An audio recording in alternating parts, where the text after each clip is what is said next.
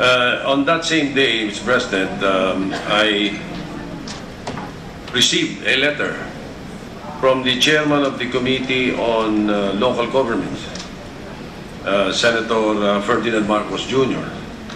And he states in his letter that he was informed that a committee report was reported out by the Secondary Committee on House Bill 4820, an act creating the province of Nueva Camarines. I was informed that the Secondary Committee had filed a committee report from the Secondary Committee, and I simply wanted to inform the Majority Floor Leader and the Committee on Rules that there was in fact that is a report of the Committee on Local Governments. Now, Mr. President, the reason why this is taking so long is because every time this subject comes up, there is a new development and another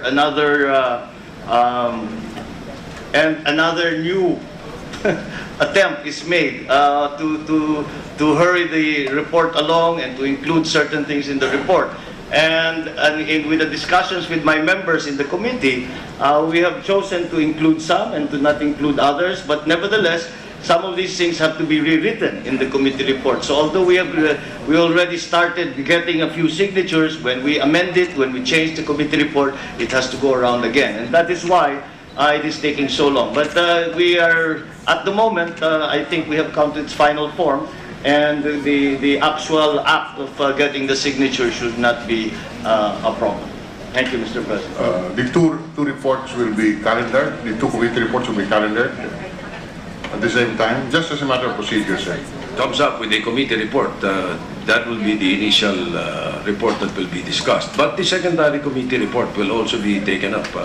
The Committee on Constitutional Amendments and Revision of Laws have not conducted any committee meeting on the subject. And therefore, it would also be not appropriate if a committee that has not heard anything about the subject matter will prepare a report and to be considered. That is why the referral to the Committee on Rules is, I don't know whether it is even appropriate, but certainly what is there that the Committee on Rules will decide on? Will it decide whether it is the Committee on Local Government or the Committee on Revision of Laws that should prevail? I think the answer to that is that if the primary committee is ready to prepare and file a report, then so be it. But certainly, the committee system in the Senate, which is the foundation of our legislative work, as distinguished from the committee system in the House of Representatives where I came from, the reports of our various committees is sacrosanct. Unless there is any kind of irregularity, then it must be respected. Nothing has been said here that the Committee on Local Government has been negligent or whatever. So, I am saying this because, well, of course, my interest in this. And I've been attending the meetings, and others also have been attending the meetings. So, that's how it is. Mr. President, but as the Majority Leader and the Presiding Officer explained, in accordance with our rules, a report of a secondary committee is referred to the Committee on Rules for disposition. And that's why I asked, in view of the manifestation of the Chair of the Committee on Local Governments, that he intends to submit a separate report. What do we do now if there are two reports? Do we hear only the report of the principal, the lead committee, which is the local government, or do we hear also the report of the secondary committee, the constitutional amendments? I'm raising these questions not because of this particular case, but this can arise in the future. So we would like to know how this will be treated, because this is a reality that we have to face. Referrals of a particular matter would be referred to 2 or 3 committees. He has, obviously, since he is a native of Camarines Sur, has taken a lead role in the discussions here. Now, just the comments that he has made today, this afternoon, I think will very well illustrate how difficult this has been. Now, there has been a view expressed by the proponents of this bill that, in fact, the function of the committee is ministerial. I do not take that. I take a different view.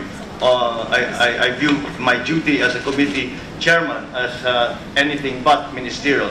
And as some of the issues that Senator Arroyo has already raised, you can see that these are very important issues that have to be resolved, have to be discussed, and eventually the committee has to decide what position to take on these issues and on the larger issue. And that is why it is not a simple matter to just recommend to the floor. We would like to also make a presentation of our findings in the hearings and in the hearings that we held and in the discussions that we have had in the committee. So, but nevertheless, the function of the committee is still being addressed, and we are preparing. We have done our hearings, and we are preparing a committee report, and that report will be forthcoming presently. Thank you, Mr. President. At this stage, we're just making parliamentary inquiries as to how to handle this matter because of this committee report of the secondary committee. And we take note of the statement of the principal sponsor that the committee report of the principal committee is a work in progress. We look forward to the debate on the floor on this matter, Mr. President. And for that matter, may we know when that opportunity will come, Mr. President? I would not like to be tied down to a particular date or day. But again, we are working on it, and I am sure that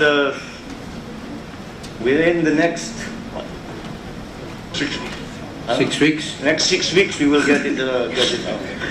But before that, as I said earlier, we find the letter reasonable, and that's why the Committee on Rules did not call for a meeting to address that particular problem. Now, how I wish Senator Arroyo was right when he said that the Committee on Rules has no business stepping into this.